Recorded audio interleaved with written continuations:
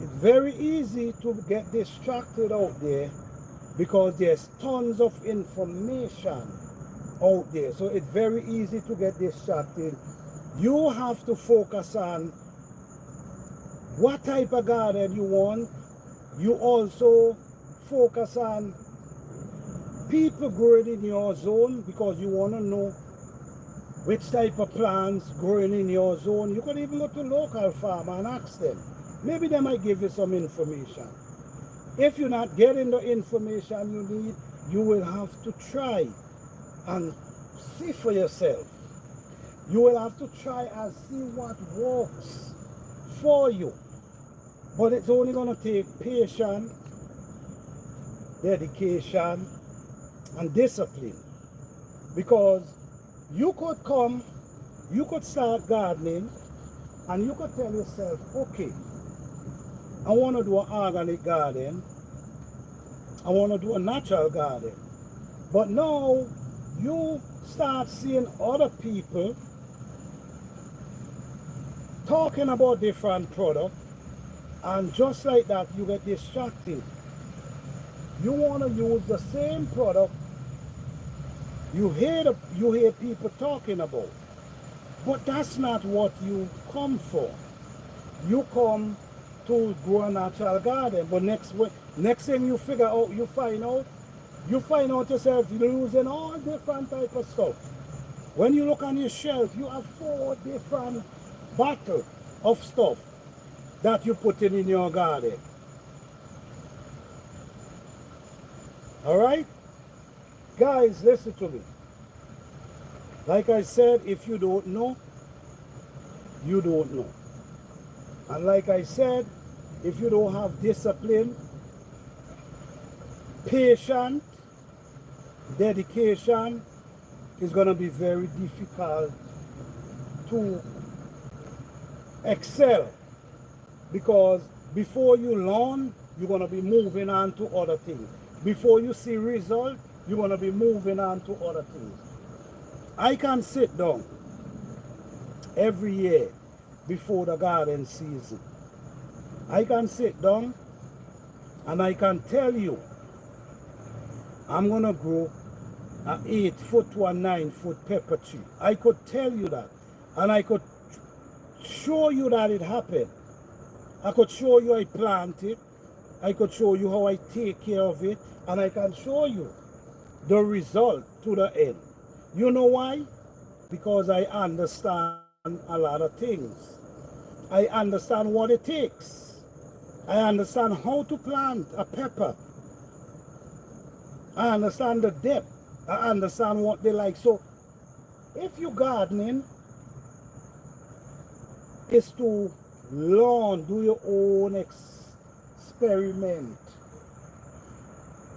If you planting some okra right here, and you realize these okra ain't doing well at all, you put it in a different area the next season, and then you look, you observe, then you might understand, okay, maybe it wasn't the area, maybe it's the soil, maybe I need to add certain thing to the soil. And this is why it's always good to know which plant give nutrients, which plant give organic matter, which plant give nitrogen. These things is very important to know, because if you know, like for instance, I have a container full with basically organic matter, break down leaf and the body of the tree trunk, just break down in that container. Now that's liquid organic matter. We also have with nitrogen. So if you have them separate, it's easy to figure out what is going on with a plant. Because you could see a plant not doing well, and what you could do, you might add a liquid nitrogen around it. Liquid nitrogen. When I say nitrogen, what I mean, leaf and these type of stuff break down in water and turn liquid. you add that, you will see no change. Then you could say, you know what? Let me try some nitrogen or some nutrient. Then once you see the result, then you know, okay, all right, I know what it takes to get this plant to grow to its potential. I believe in getting plants to grow to their potential. I believe in that. Why? Because you get more out of them. If you're able to get a plant to produce as it should, you're gonna get a lot out of them. Sometimes you might be growing some peppers and you only get like 3-4 peppers from the plant, and that's it.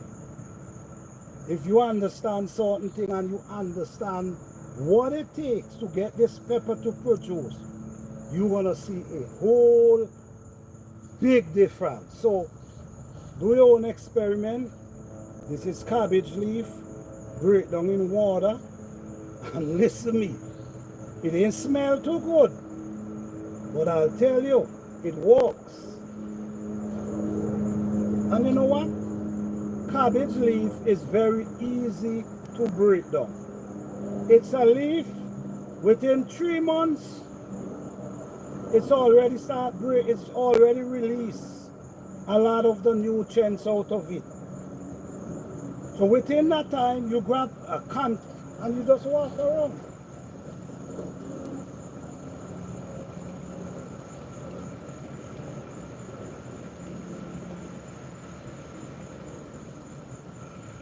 You see, this is my sweet potato.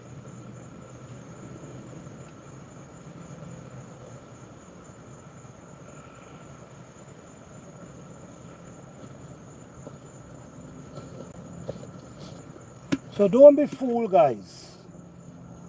Hey girl, Dad, how you doing? Hello everyone, sorry, let me see. Okay, let me say, hey Kim, mommy, how you doing? Thank you guys for being here. All right, thank you, Fifi Urban Homestead, appreciate it. Yes, yes, guys. Don't be fooled. Don't be fooled at all.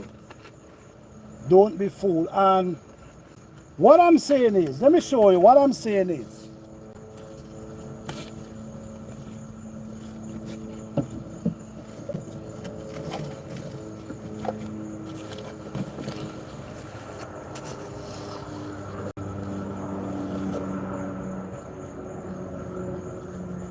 now, this is a container. So for the people who have small space, you could gather a small container like this. You ain't even got to do it in water. You could just, every time you pull your weeds,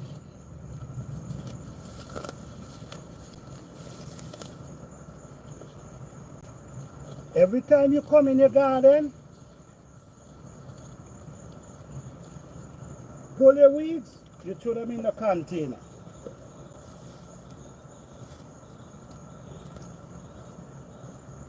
This is fern.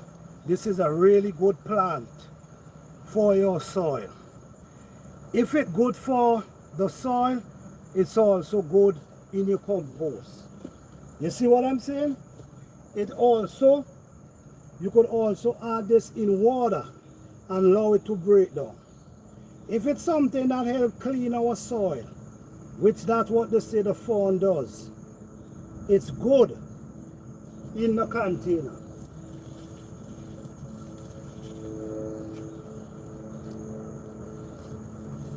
So you have the container, and even though you might not want to add water, because depending on where you live in, you might not want to add water.